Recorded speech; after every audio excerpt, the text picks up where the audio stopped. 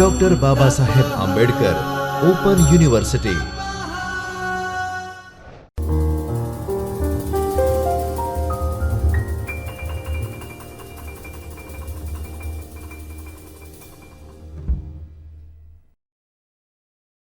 નમસ્કાર તાલીમાર્થી મિત્રો.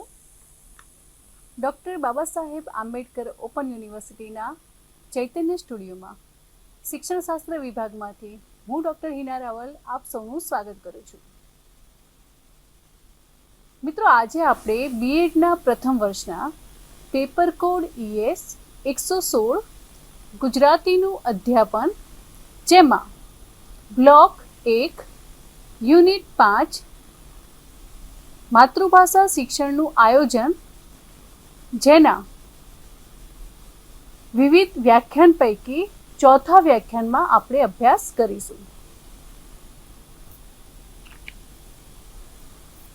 તો મિત્રો, અગાઉના વ્યાખ્યાનમાં આપણે તાસ આયોજનની સંકલ્પના, તેનો અર્થ, તેની વ્યાખ્યા, તેના વિવિધ સોપાનો, જેમાં વિષય વસ્તુ પૃથક્કરણ વગેરેની આપણે ચર્ચા કરી હતી. જેમાં આપણે કાપા કાર્ય અંગેનું જે સોપાન છે એના વિશે અભ્યાસ કરવાનો હતો. જે વિશે આપણે હવે જોઈએ કે કાપા કાર્ય એટલે લેખન ફલક નોંધ. કે જ્યારે આપણે પાઠ આયોજન નોંધ તૈયાર કરીએ છીએ ત્યારે છેલ્લે લેખન ફલન નોંધ એટલે કે કાપા કાર્ય ઉપર આપણે જે લખાણ કર્યું છે, એ જે ફલક પટ છે એનું આપણે અહીં વર્ણન કરવાનું છે. કે કહેવાય છે કે લેખન એ ફલક નોંધ એ શિક્ષણનું જે સમગ્ર કાર્ય છે એની છબી છે, એટલે એનો અરીસો છે. કારણ કે કાપા કાર્ય એટલે કે બ્લેકબોર્ડ ઉપર જે પણ વર્ગ આપણને જોવા મળે છે તે સમગ્ર અધ્યાપન પ્રક્રિયા દરમિયાન શિક્ષકને જ્યારે પણ યોગ્ય લાગે, જે મુદ્દાની લેખન કરવાની જરૂરિયાત લાગે, એના મુદ્દાની નોંધ કાપા કાર્ય એટલે કે ફલક પર કરેલી હોય છે. અને એના ઉપરથી ખ્યાલ આવે કે શિક્ષકે આજે કયા એકમના કયા મુદ્દાઓનો અભ્યાસ કરાવ્યો છે. અને એવું પણ કહેવાય છે કે કાપા કાર્યમાં જે લખાણ હોય એના ઉપરથી ખ્યાલ આવે કે શિક્ષકે પોતાનું કાર્ય એ કેટલી સજ્જતાથી કર્યું છે. કે આપણે ઘણીવાર જોઈએ છીએ કે વિજ્ઞાન, ગણિત જેવા વિષયમાં, એટલું જ નહીં પણ ભાષાના વિષયમાં પણ કાપા કાર્ય એ ખૂબ મહત્વનો ભાગ ભજવે છે. ખાસ કરીને વિજ્ઞાનમાં તો ખૂબ જ, કે વિજ્ઞાનમાં કોઈ પણ આકૃતિ હોય તો એને કાપા કાર્ય એટલે કે બ્લેકબોર્ડ ઉપર દોરીને એમાં વિવિધ રંગો પૂરીને વિદ્યાર્થીઓને જો સમજાવવામાં આવે તો વિદ્યાર્થી એને ખૂબ જ સારી રીતે સમજી શકે છે. તો એ રીતે બ્લેકબોર્ડ પર કાપા કાર્ય એ ખૂબ મહત્વનું છે. હવે આ જે ફલક પટ છે એના ઘણા બધા નામ છે, કે જેને આપણે કાળું પાટિયું પણ કહી શકીએ, શ્યામ ફલક પણ કહી શકીએ, કૃષ્ણ ફલક, શ્યામ પટ, બ્લેકબોર્ડ, ચોકબોર્ડ, ચાક ફલક. અત્યારે તો આપણે જોઈએ છીએ કે મોટાભાગની શાળાઓમાં લીલું પાટિયું હોય છે. એટલે જે આપણે બ્લેકબોર્ડ, કાળા પાટિયાની જે સંકલ્પના વ્યક્ત કરી હતી એ અહીં થોડી બદલાય છે અને એમાંથી આપણે લીલું પાટિયું એવું કહીએ છીએ. કે આ બધા જે છે એ બોર્ડના નામ છે અને જેને આપણે ફલક બોર્ડ કહીએ છીએ. કે શિક્ષક જ્યારે અધ્યાપન કરાવે છે ત્યારે અધ્યાપનના જે એકમ છે એની સાથે સંકળાયેલા કેટલાક નિયમો હોય, સિદ્ધાંતો હોય છે, વ્યાખ્યાઓ હોય છે. ગુજરાતી ભાષાની વાત કરીએ તો સમાનાર્થી શબ્દ, કહેવતો, રૂઢિપ્રયોગ, અલંકાર, સમાસ, આ બધાની જે રજૂઆત છે એ કાપા કાર્ય ઉપર કરે છે અને એને આપણે લેખન ફલક નોંધ કહીએ છીએ. હવે આ જે લેખન ફલક નોંધ છે એનું મહત્વ શું છે? તો સૌપ્રથમ તો શિક્ષણને સુગમ બનાવવામાં લેખન ફલક નોંધનું ખૂબ જ મહત્વનું પ્રદાન છે. કે આપણે કહીએ છીએ કે વિદ્યાર્થીઓ જોયેલું એ ઝડપથી યાદ રાખે છે. તો શિક્ષક જ્યારે બોર્ડ વર્ક કરે છે ત્યારે તે જોઈને વિદ્યાર્થી પોતાની નોટબુકમાં ઉતારે છે અને જુએ છે અને લખે છે, પરિણામે જે યાદ રહેવાની જે ક્ષમતા છે એમાં વધારો થાય છે. બીજું કે બ્લેકબોર્ડ લેખન ફલકનો છે એ ખૂબ જ સરળ, સુલભ, કોઈ પણ શાળામાં સૌથી સરળતાથી પ્રાપ્ત થાય એવું સાધન તો કાળું પાટિયું. તેમજ શિક્ષક અને વિષય વસ્તુને તેમજ વિદ્યાર્થીઓ સાથે જોડતી એક કડી છે. કાળા પાટિયાના માધ્યમથી કેટલીક જે અસ્પષ્ટ બાબતો હોય છે એને શિક્ષકો વધારે સરળ રીતે બોર્ડ ઉપર રજૂ કરીને વિદ્યાર્થીઓને સમજાવી શકે છે. વિષય વસ્તુની રજૂઆતમાં જે બળ છે અને આધાર છે એ લેખન કાર્ય દ્વારા પ્રાપ્ત થાય છે. કેટલાક જે વિષય વસ્તુના સંદર્ભમાં ખ્યાલો હોય કે નિયમો હોય એને પણ લેખન ફલક નોંધ દ્વારા આપણે રજૂ કરી શકીએ છીએ. કેટલાક જે શ્રાવ્ય અનુભવો હોય એ શ્રાવ્ય અનુભવનું દ્રશ્ય અનુભવ સાથે સંયોજન થતાં અધ્યયન અનુભવને સુદૃઢ બનાવી શકાય. જેમ કે ગુજરાતીમાં આપણે કોઈ પાઠ ચલાવતા હોય અને પાઠના સંગતમાં કોઈ વાર્તા હોય તો વાર્તામાં ધારો કે આપણે કાગડાની વાર્તા કહેતા હોઈએ તો કાગડો ઝાડ ઉપર બેઠો છે તો આપણે કાપા કાર્ય ઉપર વૃક્ષ દોરીને એની ઉપર કાગડો દર્શાવીને જો વિદ્યાર્થીને એ વાર્તા દ્વારા આપણે એકમને ભણાવવાનો પ્રયત્ન કરીએ તો એ અધ્યયન ખૂબ જ અસરકારક, વિદ્યાર્થીઓને રસ પડે તેવું લાગશે. તો એ શિક્ષકના હાથમાં છે કે બ્લેકબોર્ડનો ઉપયોગ કેવી રીતે કેટલો સારો અને અસરકારક કરવો. તેમજ લેખન ફલક નોંધમાં જે કાર્ય હોય છે એ સચોટ અને દીર્ઘકાલીન બને છે. કારણ કે લખેલું અને જોયેલું એ ખૂબ જ વધારે ઝડપથી યાદ રહે છે, માટે એની જે સ્મૃતિ છે એ લાંબા સમય સુધી ટકી રહે છે. ત્યારબાદ કોઠા સ્વરૂપમાં કે આકર્ષક વ્યવસ્થિત નોંધ એ વિદ્યાર્થીની માનસિક શક્તિઓને વિકસાવે છે. કે મોટાભાગે ગણિત અને વિજ્ઞાનના વિષયમાં કાપા કાર્યનો મહત્તમ ઉપયોગ થાય છે. શિક્ષક બોર્ડ વર્ક ખૂબ જ કરે છે અને પરિણામે વિદ્યાર્થી એને સારી રીતે સમજી શકે છે. બીજું એ કે વિદ્યાર્થીનું ધ્યાન કેન્દ્રિત કરવા માટે, કેન્દ્રિત એ રીતે કે જ્યારે શિક્ષક એ કાપા કાર્ય કરે છે, બોર્ડ પર કંઈક લખે છે ત્યારે હંમેશા વિદ્યાર્થીની અંદર એક ઉત્સુકતા હોય છે, જિજ્ઞાસા વૃત્તિ હોય છે કે શિક્ષક હવે શું લખશે કે હવે શું દોરશે. તો એ જિજ્ઞાસામાંથી એમની અધ્યયન કરવાની જે ઉત્સુકતા છે એ જાગે છે. ત્યારબાદ વર્ગ વ્યવસ્થામાં શિસ્ત જાળવવામાં ખૂબ જ મદદરૂપ બને છે. કે આપણે જોઈશું કે જ્યારે શિક્ષક બોર્ડ વર્ક કરે છે ત્યારે વર્ગખંડ એકદમ શાંત હોય છે અને શિક્ષક શું કરે છે એ જોવા માટે વર્ગખંડનું વાતાવરણ વિદ્યાર્થીઓ ખૂબ જ શાંત બની જાય છે. બીજું એ કે અધ્યાપનના જે વિષય વસ્તુ છે એનું અધ્યયન કરવા માટે આપણે જો વૈવિધ્યતા કરવી હોય તો આપણે બોર્ડ વર્કનો ઉપયોગ કરી શકીએ. શિક્ષક જે છે એ લેખન અને કથનનું સંકલન કરીને પોતાની આવડતને વધુ સારી રીતે રજૂ કરી શકે છે. કે તમે હવે ભાષાના શિક્ષક છો તો હું ખાસ કહીશ કે જ્યારે આપણે કોઈ શબ્દ ઉપર ભાર મૂકીએ છીએ અને એ શબ્દની ઉપર ભાર મૂકતા મૂકતા આપણે કાપા કાર્ય કરીએ છીએ તો એ બંને વચ્ચેનું જે સાયુજ્ય છે અને વિદ્યાર્થીને આકર્ષિત કરવાની જે શક્તિ છે એ બમણી બની જાય છે.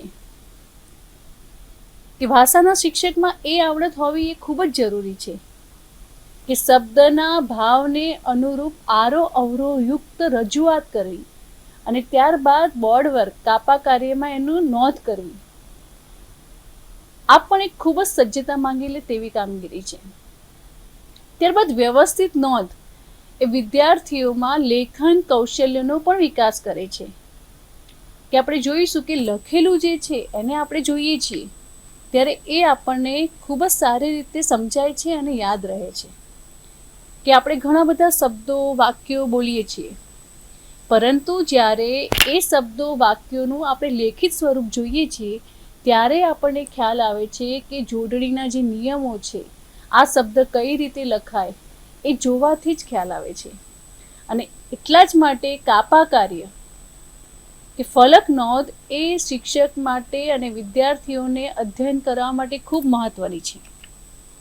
હવે આપણે કાપા કાર્યના જે ઘટકો છે, કાપા કાર્ય એટલે કાળું પાટિયું. હવે જ્યારે શિક્ષક વર્ગખંડની અધ્યાપન પ્રક્રિયામાં કાપા કાર્ય કરાવે છે ત્યારે એના કેટલાક ઘટકો છે એના વિશે આપણે પરિચય મેળવીએ. કે સૌપ્રથમ તો જેમ આપણે માઇક્રો ટીચિંગની અંદર અલગ અલગ જે કૌશલ્યોનું અધ્યયન કર્યું કે વિષયાભિમુખ કૌશલ્ય, સ્પષ્ટીકરણ કૌશલ્ય, સુદઢીકરણ કૌશલ્ય, પ્રશ્ન પ્રવાહિતા કૌશલ્ય, એવી જ રીતે એક કૌશલ્ય બીજું કે કાપા કાર્ય કૌશલ્ય. કે મિત્રો, જ્યારે આપણે બીએડના અભ્યાસક્રમમાં પ્રવેશ લઈએ છીએ ત્યારે તાલીમના ભાગરૂપે સૌપ્રથમ શરૂઆત માઇક્રો ટીચિંગથી કરવામાં આવે છે. અને એ માઇક્રો ટીચિંગમાં આ જે વિવિધ કૌશલ્યો છે એના વિશે આપણને શીખવાડવામાં આવે છે કે કોઈ એક કૌશલ્યને ધ્યાનમાં રાખીને આપણે એ કૌશલ્યને લગતું અધ્યાપન 5 થી 6 મિનિટ દરમિયાન કેવી રીતે કરાવી શકીએ. અને ધીમે ધીમે ત્યારબાદ સિમ્યુલેશન, પાઠ આયોજન, એમ ધીમે આગળ વધતા બધા જ જે કૌશલ્યો છે એનો સમુચ્ચય રૂપમાં ઉપયોગ કરીને આપણને વર્ગખંડમાં પાઠ આપવા માટે તૈયાર કરવાનું કામ બીએડમાં ના જે અભ્યાસક્રમ છે એમાં આપણને શીખવાડવામાં આવે છે. તો એ જે કૌશલ્યો પૈકી કાપા કાર્ય, કે ઘણા લોકો એવું માનતા હોય છે કે આમાં શું કૌશલ્ય, પણ એ જ્યારે આપણે કોઈ પણ શિક્ષકનું કાપા કાર્ય કરેલું જોઈએ ત્યારે આપણને ખ્યાલ આવે કે ખરેખર આ એક ખૂબ જ સજ્જતા અને કૌશલ્યવાળી એક બાબત છે. તો એના જે ઘટકો જોઈએ કે સૌપ્રથમ હસ્તાક્ષરની સુવાચ્યતા. કે કાપા કાર્ય માટે આપણા અક્ષરો સુંદર હોય એ ખૂબ જ જરૂરી છે, કારણ કે સુંદર અક્ષરો એ દેખવા ગમે, તેમજ જેટલા પણ જે એની અંદર લિપિ હોય, અક્ષરો હોય, મૂળાક્ષરો હોય એ મરોડદાર હોવા જોઈએ. તેમજ બે અક્ષરો વચ્ચે યોગ્ય અંતર, બે શબ્દો વચ્ચે પણ યોગ્ય અંતર, અક્ષરોનું કદ એ છેલ્લી પાટલી ઉપર બેઠેલો જે વિદ્યાર્થી છે એને પણ દેખાય એ પ્રકારે હોવું જોઈએ. ત્યારબાદ લેખનની જે જાડાઈ છે એ સરખા પ્રમાણમાં હોવી જોઈએ. તેમજ જ્યાં જરૂર જણાય ત્યાં સંધિ, જોડણી વગેરે વિરામ ચિહ્નો જે છે એનો યોગ્ય ઉપયોગ કરવો જોઈએ. મિત્રો, સમજવામાં, બોલવામાં ખૂબ જ સરળ લાગે એવું આ જે કૌશલ્ય છે, પણ ખરેખર એની પ્રેક્ટિસ, એનો મહાવરો એ ખૂબ વધારે મહેનત માંગી લે તેવો હોય છે.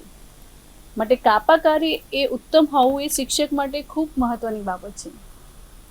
ત્યારબાદ કાપા કાર્યની સ્વચ્છતા અને સુઘડતા.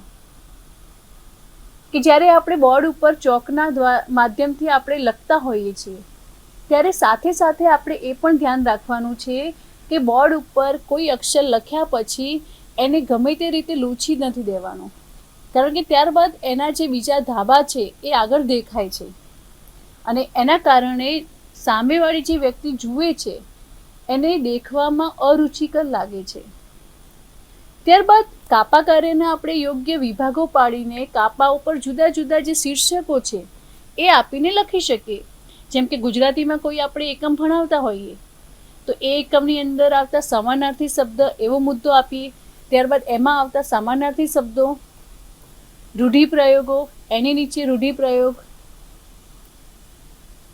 વિરુદ્ધાર્થી શબ્દ, તળપદા શબ્દો, આ રીતે આપણે અલગ અલગ મુદ્દા પાડીને લખાણ આપણે લખી શકીએ છીએ. ત્યારબાદ સૌથી મહત્વની બાબત કે બોર્ડ ઉપરનું જે લખાણ છે એ એકદમ સીધી લીટીમાં હોવું જોઈએ.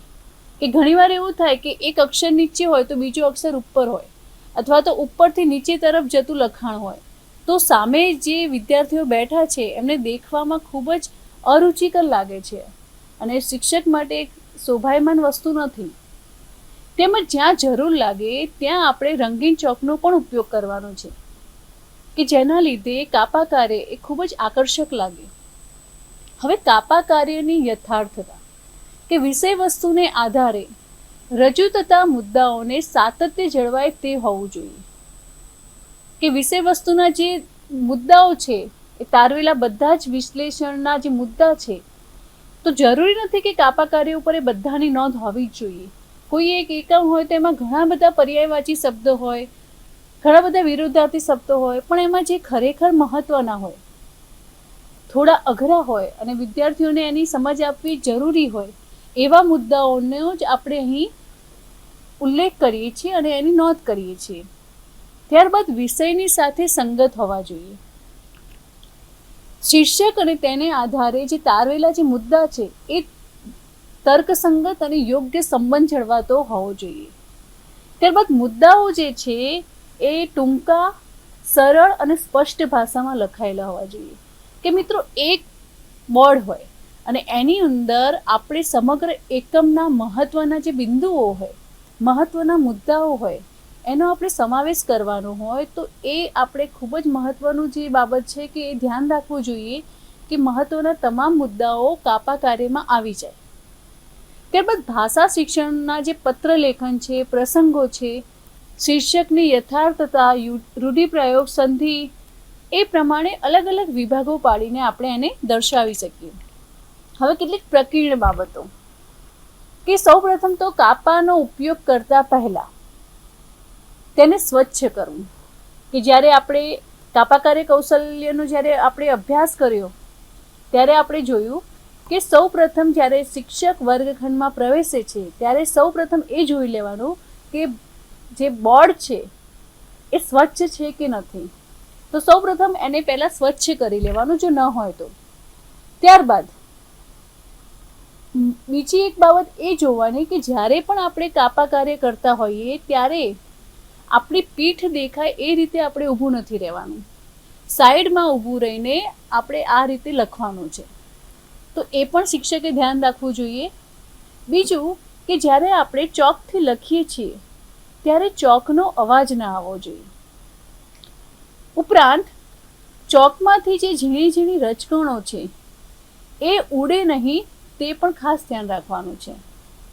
ત્યારબાદ જ્યારે પણ બોર્ડ વર્ક કરીએ છીએ ત્યારે આત્મવિશ્વાસપૂર્વક અને સાહજિકતાથી આપણે કાપા નોંધ લખવાની છે. બીજી એક વાત કે ભીના કરેલા ચોકથી કાપા નોંધ ન લખવી જોઈએ, કારણ કે ભીના કરેલા ચોકથી જ્યારે આપણે લખીએ છીએ પછી એને સાફ કરવામાં ખૂબ જ તકલીફ પડે છે. અને આ બધી જ બાબતો છે એ શિક્ષકે આમાં ધ્યાન રાખવું જોઈએ.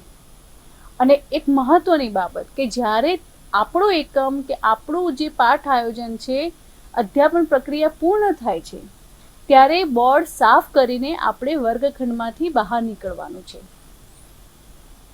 કે જ્યારે બીએડના તાલીમાર્થી તરીકે જ્યારે તમારા જે એન્યુઅલ લેસન હોય છે, વાર્ષિક પાઠ આયોજન, અને એ વખતે જે તજજ્ઞ બહારથી તમારા લેસન પ્લાન જોવા આવે છે, પાઠ આયોજન જોવા આવે છે, એ આ દરેક બાબતોને ધ્યાનમાં લે છે કે બધા જ કૌશલ્યોને આવરી લઈને તમે કયા પ્રકારે પાઠ આપો છો, એ ઝીણામાં ઝીણી બાબતોને કેન્દ્રમાં રાખીને તમારું સમગ્રલક્ષી મૂલ્યાંકન થાય છે.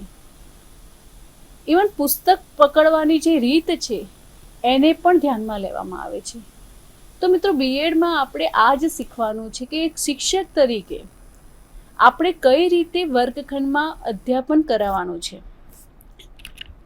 ત્યારબાદ જે પ્રથમ વિભાગ છે એ પ્રથમ વિભાગમાં નવા શબ્દો એટલે કે વિરોધાર્થી શબ્દ, સમાસ, સંધિ, રૂઢિપ્રયોગો, કહેવતો, અલંકાર, છંદ એ વગેરેનો આપણે સમાવેશ કરી શકીએ. જ્યારે બીજા વિભાગમાં પાઠ કે કાવ્યના મુદ્દા લખવા જોઈએ. કે બોર્ડ હોય, એક બોર્ડ હોય તો એમાં આપણે બે વિભાગ પાડીને અડધા વિભાગમાં આપણે સંધિ, સમાસને લગતા મુદ્દાઓ, જ્યારે બીજા વિભાગમાં આપણે એકમને ધ્યાનમાં રાખીને જે વિષય વસ્તુ છે એને લગતા આપણે મુદ્દાઓ લખી શકીએ. હવે આપણે અહીં તાસ આયોજનનું જે સોપાન હતું એ પૂર્ણ કર્યું. હવે આપણે એકમ આયોજન એટલે શું એના વિશે જોઈએ.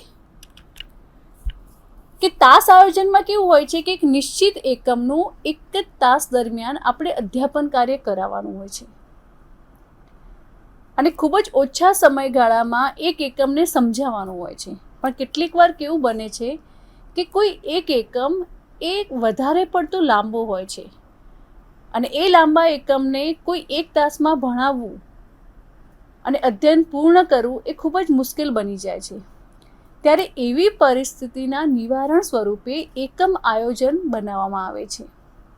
કે એકમ આયોજન, મિત્રો ખાસ મારે કહેવાનું કે તાસ આયોજન, પાઠ આયોજન અને એકમ આયોજન એ બંનેમાં તફાવત છે. કે ઘણા બધા મિત્રો આ ભૂલ કરે છે કે જ્યારે એમને આપેલા પાઠ આયોજનની નોંધ એ મોકલે છે ત્યારે એકમ આયોજનને એ પાઠ આયોજન સ્વરૂપે જ ધ્યાનમાં લે છે, પરંતુ એ બંને અલગ વસ્તુ છે. એકમ આયોજન એ કોઈ એક જે ખૂબ જ લાંબો પાઠ છે એ પાઠને 3-4 ટુકડા કરવામાં આવે છે અને 3-4 તાસ દરમિયાન એ પાઠને ભણાવવામાં આવે છે અને છેલ્લે તેનું મૂલ્યાંકન અને સ્વાધ્યાય કરવામાં આવે છે. તો એ રીતે એક જ પાઠને, એક જ એકમને 3-4 તાસ દરમિયાન ભણાવવામાં આવે તો એ રીતનું જે નોંધ છે એને આપણે એકમ આયોજન કહીએ છીએ. તો આ ખાસ બાબત છે અને ધ્યાનમાં લેવી. હવે એકમ આયોજનનો જે અર્થ છે કે એકમ આયોજન માટે પ્રકરણ આયોજન, વિષય વસ્તુ ઉપવિભાગ આયોજન જેવા ઘણા બધા પર્યાયવાચી શબ્દોનો ઉપયોગ કરવામાં આવ્યો છે. કે એકમ આયોજનનો જે મૂળભૂત વિચાર જે છે એ હોર્ટે આપેલો, પરંતુ એમના વિચારનું જે અમલીકરણ છે એ ઈસવીસન 1920માં શરૂ થયું. એકમની વ્યાખ્યા આપતા તેઓ જણાવે છે કે ઘણા બધા વિદ્વાનોએ એકમ આયોજનની સંકલ્પનાને બાંધવાનો પ્રયત્ન કર્યો છે. તો એમણે આપેલી વ્યાખ્યાઓ જોઈએ કે a unit is an unfilled learning experience. The unit is a plan of instruction based on a significant catalog of learning.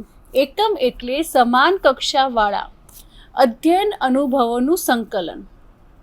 ત્યારબાદ પાઠ્ય પુસ્તકના સમાન અધ્યાયો અનુભવો આપતા પાઠોના સંપૂર્ણ એકમ તરીકે શિક્ષણ કાર્ય કરવામાં આવે તેને આપણે એકમ આયોજન કહીએ છીએ. હવે જે એકમ આયોજન છે એમાં વિષયના છૂટાછવાયા મુદ્દાઓને સ્થાન એ સમાન ભાવવાળી કૃતિઓ એકત્રિત કરી એક એકમ બનાવવામાં આવે છે. અને મેં અગાઉ કહ્યું તેમ 3-4 તાસ સુધી સતત સર્વાંગી અધ્યાપન થાય છે. અને આમાં વિષય વસ્તુનું સાતત્ય ખૂબ મહત્ત્વનું છે, કારણ કે મુખ્ય આશય તો જે મહત્ત્વના મુદ્દા છે, જે અઘરા મુદ્દા છે એને ખૂબ જ વિસ્તારથી અને ઊંડાણપૂર્વક વિદ્યાર્થીઓ સમજે એ માટેના આપણે પ્રયત્ન કરવાના હોય છે. માતૃભાષાના જે એકમ છે એ એકમ પાઠમાં ભાવ, આકલન, વાંચન, ભાષા શિક્ષણ, લેખિત અભિવ્યક્તિ એ દરેક બાબતનો સમાવેશ એકમ આયોજનમાં થાય છે. એક જ પાઠના જે જુદા જુદા પાસાના શિક્ષણનું આયોજન એટલે એકમ આયોજન. સમાન ભાવવાળી કૃતિઓના શિક્ષણનું આયોજન કોઈ એક મુખ્ય મુદ્દા કે સમસ્યાના સંબંધિત પેટા મુદ્દાઓના અધ્યયન અધ્યાપનની જે માળા છે એનું આયોજન એટલે એકમ આયોજન. હવે આપણે એકમ આયોજનના સિદ્ધાંતો જે છે એ જોઈએ કે ક્લોસ નિપરે એકમ આયોજનના સિદ્ધાંતો સૂચવ્યા છે અને તેમના મતે કે એકમ આયોજન એ પરિવર્તનશીલ છે. કે પરિવર્તનશીલ કેવી રીતે? કે જ્યારે આપણે એકમ આયોજનની નોંધ તૈયાર કરીને ગયા છે, પ્રદૂષણને લગતો કોઈ પાઠ છે, એમાં આપણે હવાને લગતા પ્રદૂષણનો અભ્યાસ કરાવતા હોઈએ તો આપણે એની એક નોંધ તૈયાર કરીને ગયા છીએ, પણ એવું બને કે ઘણીવાર વિદ્યાર્થીઓ એ જે મુદ્દો છે એના વિશે વધારે જાણે છે, તો એ મુદ્દાને ઓછો સમય આપીને અગાઉ એના પછીનો જે મુદ્દો છે કે ધ્વનિ પ્રદૂષણ, તો એના વિશે વધારે પણ સમજાવી શકાય. તો સમય અને પરિસ્થિતિ પ્રમાણે એમાં પરિવર્તન હોય છે. ત્યારબાદ અનેક સંદર્ભોથી તૈયાર કરાય છે, જેમાં શૈક્ષણિક વિગતો અને પ્રવૃત્તિઓનો સમાવેશ થાય છે. કે હવે 3-4 એકમ 3-4 તાસ દરમિયાન ભણાવવાનું હોય છે મુદ્દાઓને, તો આપણે ઘણા બધા સંદર્ભ પુસ્તકોનો પણ એમાં અભ્યાસ કરી શકીએ. વિષયાંક શિક્ષણ માટે તે દિશા દર્શન કરી સાતત્ય અને પૂર્ણતા પ્રદાન કરે છે. ત્યારબાદ એકમ આયોજન એ વર્ગ શિક્ષણમાં તાસ આયોજન સ્વરૂપે જ અમલમાં મુકાય છે. કે પાઠ આયોજનના બધા જે લાભો છે એ એકમ આયોજનમાં રહેલા છે. કે પાઠ આયોજનમાં જે અલગ અલગ કૌશલ્યને આપણે વિસ્તારથી સમજાવવા માંગતા હોઈએ, પણ સમયની મર્યાદાના પરિણામે આપણે એને વધારે ન્યાય નથી આપી શકતા, તો એ બધા જ જે પરિબળો છે એનો આપણે ઉપયોગ કરવાની ક્ષમતા આપણને એકમ આયોજનમાં પ્રાપ્ત થાય છે. એકમ આયોજન એ અનુભવોનું સાતત્ય પૂરું પાડે છે અને સતત સર્વાંગી મૂલ્યાંકન એમાં થઈ શકે છે. હવે આપણે એકમ આયોજનના પ્રકારો જોઈએ કે એકમ આયોજનના 2 પ્રકારો છે. એક વિષય વસ્તુ કેન્દ્રી અને બીજું પ્રકૃતિ કેન્દ્રી. વિષય વસ્તુના વિભાગો પાડીને કોઈ એક મુખ્ય મુદ્દાના પેટા વિભાગો પાડીને કરવામાં આવેલું જે આયોજન છે એને વિષય વસ્તુ કેન્દ્રી આયોજન કહેવાય છે. ત્યારબાદ પ્રકૃતિ કેન્દ્રીય આયોજનમાં વિષય વસ્તુની લાક્ષણિકતાઓના સંદર્ભમાં કોઈ એક સમાન લાક્ષણિકતાવાળો વિવિધ કૃતિઓનું કરેલું આયોજન. હવે આ જે બંને જે આયોજનના સોપાનો છે એમાં કોઈ તફાવત નથી, પરંતુ બંને એ તદ્દન ભિન્ન નથી, પણ મહત્વનું જે છે એ મહત્વતાની દ્રષ્ટિએ બંનેમાં તફાવત છે અને મહત્વની દ્રષ્ટિએ તેના પ્રકાર પાડવામાં આવ્યા છે. હવે આપણે તેનું મહત્વ જોઈએ. એકમ આયોજનનું મહત્વ તો શિક્ષણની પ્રક્રિયા એ શિક્ષણ પૂર્ણ, અખંડિત, સળંગ અને ચિરંજીવી બને છે. શિક્ષણના જે સામાન્ય અને વિશિષ્ટ હેતુ છે એ હેતુ ઉપર શિક્ષક એ ધ્યાન કેન્દ્રિત કરી શકે છે, કારણ કે અહીં શિક્ષકને ખૂબ જ વધારે પ્રમાણમાં સમય મળી રહે છે, તો એ વિષય વસ્તુને સારી રીતે ન્યાય આપી શકે છે. વિષય વસ્તુને ન્યાય આપવાની સાથે સાથે વિવિધ શબ્દચિત્રો, વિષય વસ્તુ સાહિત્ય, વિવિધ સાધન સામગ્રીઓનો ઉપયોગ એ સારી રીતે કરી શકે છે. વિદ્યાર્થીઓની અંદર જે રસ, સક્રિયતા અને ઉત્સુકતા લાવવા માટે એકમ આયોજન એ ખૂબ જ અસરકારક છે. વિદ્યાર્થીઓમાં ચોક્કસ હેતુ પરિવર્તન માટે સમય આપી શકાય છે કે આજે કોઈ આપણે એકમના કોઈ મુદ્દાનો અભ્યાસ કરાવ્યો, તો આપણે એ અભ્યાસ કરાવ્યા બાદ વિદ્યાર્થીઓને એ મુદ્દાને લગતા જે પ્રશ્નો છે એ પ્રશ્નોની તૈયારી કરવાનો સમય બીજા દિવસે આપી શકીએ છીએ અને વિદ્યાર્થી સારી રીતે એ પ્રશ્નોના ઉત્તરો તૈયાર કરીને આવી શકે છે. તો વિદ્યાર્થીઓને તૈયારી કરવાનો સમય અને મહાવરો કરવાનો સમય પણ મળી રહે છે. અહીં શિક્ષકનો શ્રમ અને સમય બચે છે, તેમજ આત્મવિશ્વાસ વધે છે. મૂલ્યાંકન એ સઘન અને સર્વ પાસાને સ્પર્શતું થઈ શકે છે. સ્વાધ્યાયમાં વિવિધતા લાવી શકાય, પુનરાવર્તન અને દઢીકરણ થઈ શકે, શિક્ષકે કરવાના જે કાર્યો છે એનો ખ્યાલ આવે છે. આમ જે તમામ જે બાબતો છે એનો અહીં એકમ આયોજનમાં ઉપયોગ થાય છે. હવે આપણે એકમ આયોજનના સોપાનો જોઈએ કે સૌ પ્રથમ જ્યારે આપણે એકમ આયોજનની રચના કરીએ છીએ ત્યારે કયા પ્રકારે એની નોંધ તૈયાર કરવી. તો એકમ, તો સમગ્ર આયોજનને ધ્યાનમાં રાખી મુખ્ય એકમ કે કોઈ વિષય નક્કી કર્યો હોય તો તે સમગ્ર એકમનું નામ અહીં લખવાનું હોય છે. કે દાખલા તરીકે ગોવિંદનું ખેતર કે જબકજ્યોત કે કૃષ્ણ ભક્તિના કોઈ અન્ય કાવ્યો. ત્યારબાદ પેટા એકમ કે સમગ્ર એકમને જેટલા તાસમાં વહેંચવામાં આવ્યો હોય તે પ્રમાણે નિશ્ચિત વિભાગોમાં વહેંચવામાં આવે છે. જેમ કે હવે આપણે એકમ નક્કી કરી લીધો, વિષયાંક નક્કી કરી લીધો, હવે એને આપણે અલગ અલગ તાસ પ્રમાણે એની અંદર આવતા જે ભાગો છે એ પ્રમાણે એને વર્ગીકૃત કરીશું. જેમ કે તાસ 1માં આપણે એ જે પાઠ છે ગોવિંદનું ખેતર, એના જે લેખક છે એ લેખકનો પરિચય, ત્યારબાદ આદર્શ વાંચન પણ કરી શકાય, ગાન કે પઠન પણ કરી શકાય. ત્યારબાદ બીજા તાસમાં વિષય વસ્તુની ચર્ચા, પ્રસંગો કે ભાવ નિરૂપણ. ત્રીજા તાસમાં પાત્રાલેખન, શીર્ષકની યથાર્થતા, ભાષા વસ્તુ અને શૈલી. અને ચોથા તાસમાં સમગ્રલક્ષી ચર્ચા. અને છેલ્લે 5મા તાસમાં મૂલ્યાંકન. તો આ રીતે એકમ આયોજન નોંધ તૈયાર કરવામાં આવે છે. હવે તેના શૈક્ષણિક હેતુઓ કઈ રીતે રચીશું કે સમગ્ર એકમને ધ્યાનમાં રાખીને વિશિષ્ટ હેતુ અને સામાન્ય હેતુની નોંધ કરવામાં આવે છે. સામાન્ય હેતુની નીચે 2-3 વિશિષ્ટ હેતુઓની નોંધ મૂકી હેતુઓની રચના કરવાની હોય છે. ત્યારબાદ વિષય વસ્તુ અને ભાવ વસ્તુના મુદ્દા કે સમગ્ર એકમને ધ્યાનમાં લઈ તાસ પ્રમાણે વિષય વસ્તુના જે તે વિભાગ પ્રમાણે મુદ્દા વિભાજિત કરેલા હોય છે અને તેની ટૂંકમાં નોંધ કરવામાં આવે છે. સાથોસાથ ભાષા વસ્તુના મુદ્દા પણ અહીં લખવામાં આવે છે. ત્યારબાદ આપણે જોઈએ વિષય પ્રવેશ, કે આ જે સોપાન છે એના પેટા એકમ અનુસાર વિષયાભિમુખ પ્રયુક્તિ નિશ્ચિત કરી તેના સંબંધી નોંધ કરવામાં આવે છે. છઠ્ઠું છે અધ્યાપન પદ્ધતિ પ્રયુક્તિઓ, કે આ સોપાનમાં સમગ્ર એકમને લક્ષ્યમાં રાખીને કઈ કઈ પદ્ધતિ પ્રયુક્તિઓનો ઉપયોગ કરવાનો છે તેની નોંધ કરવામાં આવે છે. દાખલા તરીકે કથન પદ્ધતિ, નાટ્યકરણ પદ્ધતિ, ગાન પ્રયુક્તિ વગેરે. શૈક્ષણિક સાધનો, કે આ જે એકમ આયોજન છે એમાં આપણે ઘણા બધા શૈક્ષણિક સાધનો ઉપયોગ કરી શકીએ, જેમ કે ચાર્ટ્સ, મોડેલ, વિવિધ નકશા, ચિત્રો, ટેપ રેકોર્ડર, એલસીડી જેવા ઘણા બધા TLMનો આપણે અહીં ઉપયોગ કરી શકીએ છીએ.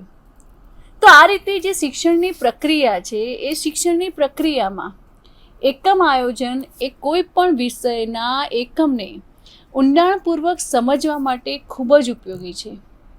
અને આમ સમગ્ર રીતે આપણે જોઈએ તો એકમ 5, કે જેમાં માતૃભાષા શિક્ષણનું આયોજન પૈકી આપણે શૈક્ષણિક આયોજનનો અર્થ, એની સંકલ્પના, એના સોપાનો, તેમજ તાસ આયોજનનો અર્થ, સંકલ્પના, સોપાનો તેમજ એકમ આયોજનના સંકલ્પના, સોપાનો, અર્થ વગેરે વિશે આપણે વિગતે પરિચય પ્રાપ્ત કર્યો. અને એના માધ્યમથી આપણને ખ્યાલ આવ્યો કે શિક્ષણની પ્રક્રિયામાં આયોજન એ ખૂબ જ મહત્ત્વની બાબત છે. કે શિક્ષક એ માત્ર પુસ્તક લઈને વર્ગખંડમાં પ્રવેશીને પોતાના માનસમાં જે આવે તે ભણાવી દે એ પ્રકારે શિક્ષક નથી હોતો, પરંતુ એક આયોજનપૂર્વકની કાર્યપ્રણાલીને અનુસરીને ત્યારબાદ વિદ્યાર્થીની જ્ઞાનમાં જે અભિવૃદ્ધિ કરવા માગે છે એ પ્રકારે અધ્યાપન પ્રક્રિયા કરાવતું એક પાત્ર છે. અને જેમાં આયોજન એ ખૂબ મહત્ત્વની બાબત છે. તો આ રીતે આપણે આ એકમમાં આયોજન વિશે જોયું. હવે આ એકમને લગતા સ્વાધ્યાયના પ્રશ્નો જોઈએ. તો સૌપ્રથમ છે એકમ આયોજન એટલે શું, તેની સંકલ્પના સ્પષ્ટ કરો. બીજો પ્રશ્ન છે એકમ આયોજન કરતી વખતે કઈ કઈ બાબતો લક્ષ્યમાં રાખશું. અને ત્રીજો પ્રશ્ન છે કોઈ પણ એક પાઠ લઈ પાઠ આયોજન નોંધ તૈયાર કરો. તો મિત્રો, આજના લેક્ચરમાં આપણે એકમ 5 અંતર્ગત જે માતૃભાષા શિક્ષણનું આયોજન હતું એનો આપણે વિગતે અભ્યાસ કર્યો. હવે પછીના વ્યાખ્યાનમાં એક નવા જ એકમ સાથે, એક નવા જ મુદ્દા સાથે આપણે સૌ ફરી મળીશું. ધન્યવાદ. स्वाध्यायः परमं